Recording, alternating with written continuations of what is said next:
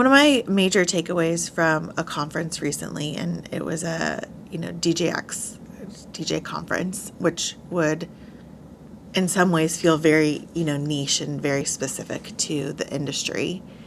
One of the patterns that became very clear very quickly is just like every other show and industry event that we've been a part of, most entrepreneurs started out in this particular case, right, as a DJ, doing this one thing. And then they added on, and then they added on, and then they hired people. And then they decided to do, offer this other product and service.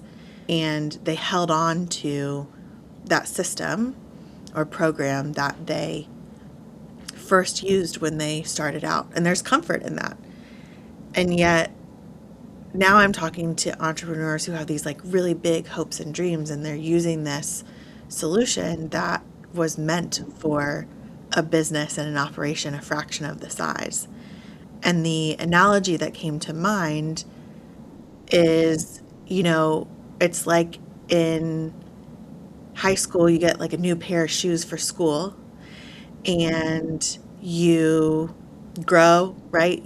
Those sneakers like serve you well, and now you're getting to college sports and you got the same sneakers and they kind of like hold on and you're doing good, and then you like graduate into, pro sports, playing the same sport, and you're trying to still run this marathon so hard and so fast wearing the same size shoes that you wore in high school.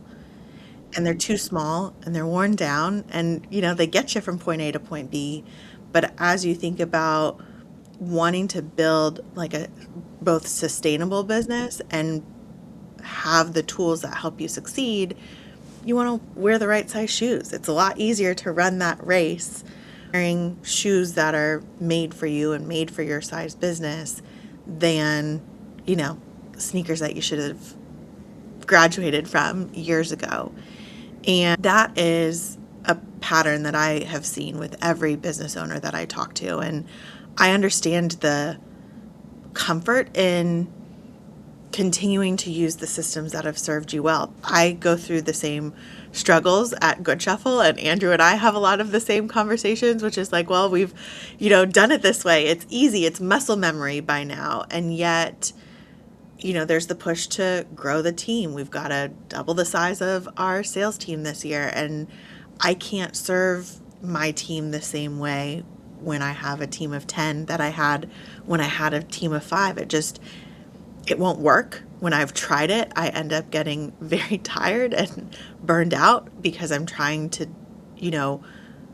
I'm trying to execute the same amount of work using the same tools, and that's just, it is impossible at some point. Oh man, identifying when you need to change. I think as humans, as people who are creatures of habit, changing before you need to does take a lot of vision. It takes probably courage. And there's obvious times that you have to change, right? Like if you have a growing family, for instance, and you're in a 1-bedroom apartment with your significant other, and you raise one infant in that space, that can work. Maybe you can also make it work while that child is young, but when you have a second child in a 1-bedroom apartment, like that's going to be hard. You've got to physically change. I'm talking to the team and what is and isn't working, what's keeping them motivated or not. I think the thing that we do really well, and the thing that I would encourage business owners to do that is very hard and does require bravery, is to like talk to your team and take feedback and ask for it genuinely, because that's how you're going to be a better business owner, and it's ultimately how you're going to build a business that your team wants to be a part of.